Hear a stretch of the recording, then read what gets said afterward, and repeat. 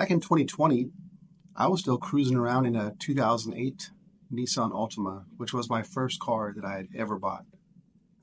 It was in good condition, decent condition. Had a couple little things here that needed fixing, but it got me to point A to point B pretty reliably. And to be honest, I loved not having a car payment. It was fantastic. All that changed in 2020, though. I got rear-ended. I was in Texas by a pickup truck. So if you're from Texas, you know everybody has pickup trucks. And if you're in a sedan versus a pickup truck, you're going to lose that battle 9 times out of 10. So I ended up taking the money for it, which in hindsight was actually a fair amount. It was like $3,500, somewhere around there, for a car that at the time was 12 years old and had about 250,000 miles on it, give or take. So it was a fair offer. But it was now time for me to go buy a new car. And I'm going to be clear on this, right? This is not one of those fun times where you go to the dealership and you're excited to buy a new car and you post it on Facebook and show your friends and go, congratulations. No. I was pissed. I was not trying to buy a new car. This is right around the same time that I was getting really heavy into investing. So I knew how detrimental having a car payment could be when that money could be invested instead. So I was not a happy camper. And like the title of this video says, I paid that thing off in 1 year. But there are some steps that I took to make that happen. I mean, yes, being pissed off about it was the fuel that I needed.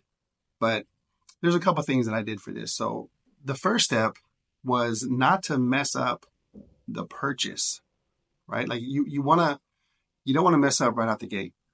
And the Money Guy Show actually has an equation for this. It's the 23-8 rule that they have. So they want you to put down 20%, to have the car payment no more than 3 years, and that it should be no more of 8% of your income.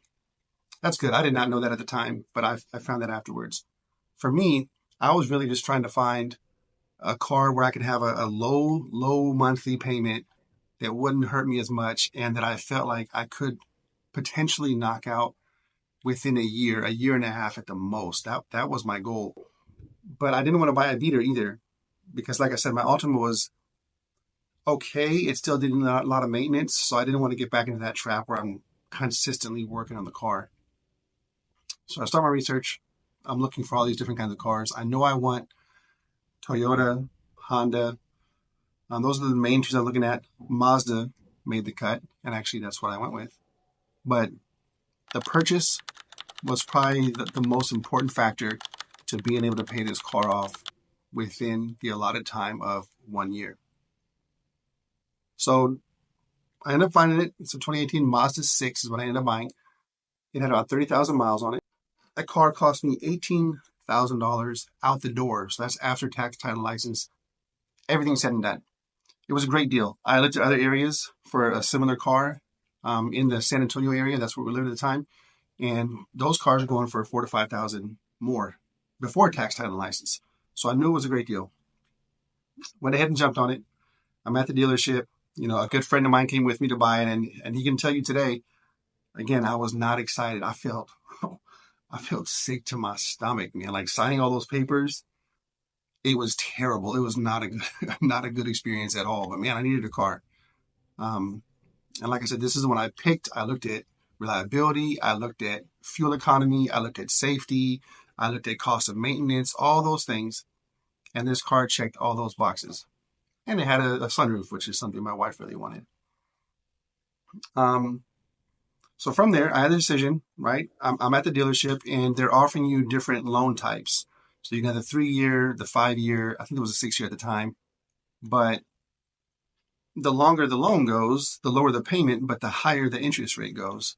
So I was like, I'm trying to get this done as soon as possible. I'm going to take the 3-year loan because it has a lower APR.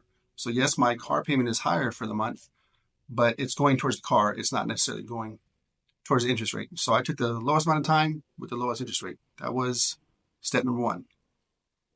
Step number 2 was the money that I got from the damaged car. So the $3,500, I applied that to the car right away. So now I go from $18,000 to about $14,500 that I owe walking out the door. Third thing was, and this was kind of part of the year-long process, was we would go through the house and find things we no longer need. Some of those things were items that I had in the first car that I shouldn't have had. Like I had the speakers in there. I'm guilty of it. Again, it was my first new car.